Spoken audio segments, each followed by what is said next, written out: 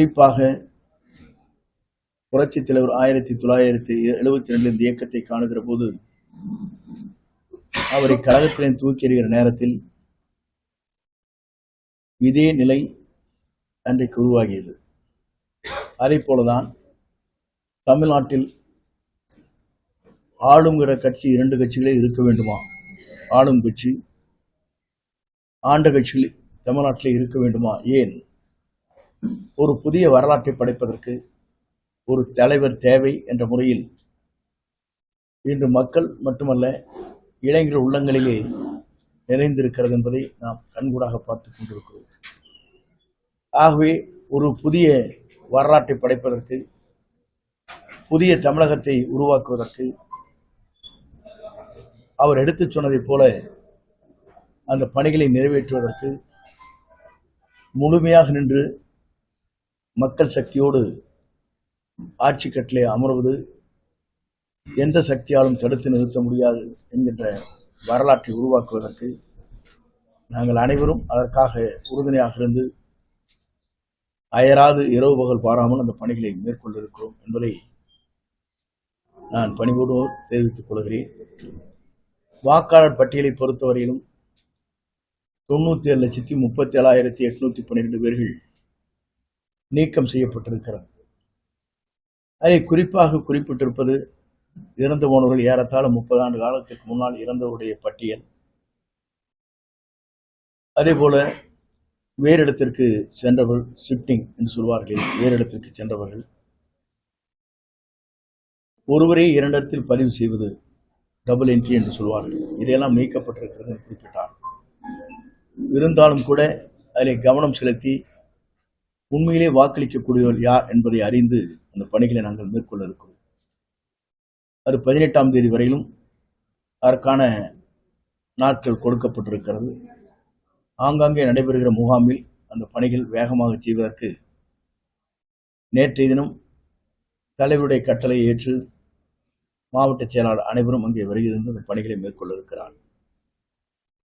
ஆக எங்களுடைய பணிகளை பொறுத்தவரையிலும் இளைஞர்களாக இருக்கின்றவர்கள் அவருடைய வாக்கு சிந்தாமல் சிதறாமல் எடுத்துச் செல்வதற்கும், விடுபட்டிருக்கிற வாக்காளர்கள் இதுவரையிலும் இல்லாத ஒரு இந்திய தேர்தல் ஆணையத்துடைய ஆணைப்படி ஒவ்வொருவரும் தனித்தனியாகவே விண்ணப்பம் தர வேண்டும் என்ற நிலை இருக்கிறது. ஆகவே அதிலே விடுபட்டவர்கள் யார் உண்மையிலேயே வாக்காளராக இருக்கக்கூடியவர் என்பதை அறிந்து அந்த பணிகளை நாங்கள் மேற்கொள்ள இருக்கிறோம் என்பதை பணிவன்போடு நான் தெரிவித்துக் கொள்கிறேன். கோவையில் உள்ள 296 பூத் லெவல் கமிட்டிக்கு தாவேக்கால அனைத்து பொறுப்பாளர்கள் இருக்காங்களா?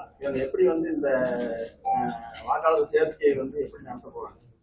தாவேக்காவில் இருக்கின்றவர்களும் நாங்கள் இணைந்திருக்கிற நாங்களும் சேர்ந்த அந்த பணிகளை வருகின்ற ஒரே முகாமில் 3 நாட்களுக்குள் முடித்து தலைமைக்கு முதல் மாவட்டம் என்ற முறையில் அதை அங்கே சமர்ப்பிப்போம்.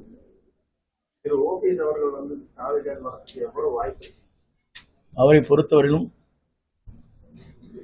அவரோடு இருக்கின்ற மாவட்ட செயலாளர் பெரும்பாலும் பல்வேறு கருத்துக்களை சொல்லியிருக்கிறார்கள். அதில் பெரும்பாலானவர்கள் தமிழக வெற்றி கழகத்திற்கு நாம் செல்ல வேண்டும் என்ற கருத்துக்கள் பரிமாறப்பட்டிருக்கிறது. அதை பொறுத்தவரை அவர்தான் முடிவுகள் மேற்கொள்வார். சார், கடந்த சில தினங்களுக்கு முன்பு தமிழர் முன்னில் பேசுறப்ப விஜய் இந்த இருக்கின்ற கட்சிகள் எல்லாம் ஒன்று சேர்ந்தா தான் ஜெயிக்க முடியும் அப்படின்னு சொல்லி கூடையில் நல்லா இருக்கிற மாதிரி ஈரோட்டில் இருந்த கூட்டத்தில் பேசினாரு. எப்படி சார் தமிழர் முன்னில் இல்லை என்ன சொன்ன தெளிவாக சொல்லுங்க. திமுகவை இருக்கின்ற கட்சிகள்ல ஒன்று சேர்ந்தா தான் வெற்றி பெற முடியும், தனியாக இருந்தால் இது பண்ண முடியாதுன்னு சொல்லி ஒரு கருத்தை தெரிவிச்சிருந்தாரு. அவருடைய சொந்த கருத்து. ஒவ்வொரு இயக்கத்திலும் இருக்கின்றவர்கள் ஒவ்வொரு கருத்துக்களை வெளிப்படுத்துகிறார்கள். தலைமை என்ன முடிவு செய்கிறதோ அதை ஏற்று நாங்கள் பணியாற்ற இருக்கிறோம்.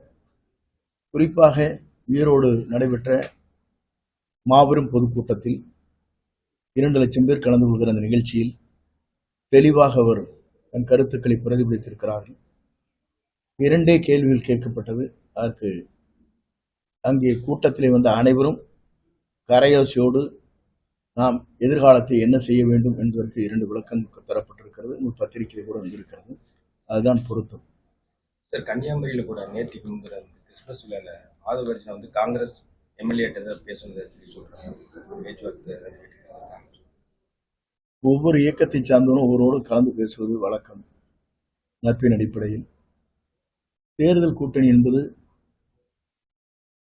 எதிர்காலத்தில் யார் யார் வருகிறார்கள் என்பது பொறுத்திருந்துதான் பார்க்க வேண்டும். ஓகேவா? அதிமுக இருந்து முக்கியமான பிள்ளைகள் வருவதாக கூறினீங்க. அதை எப்போ வருவாங்க? வருவார்கள், மிக விரைவில் வந்து விடுவார்கள்.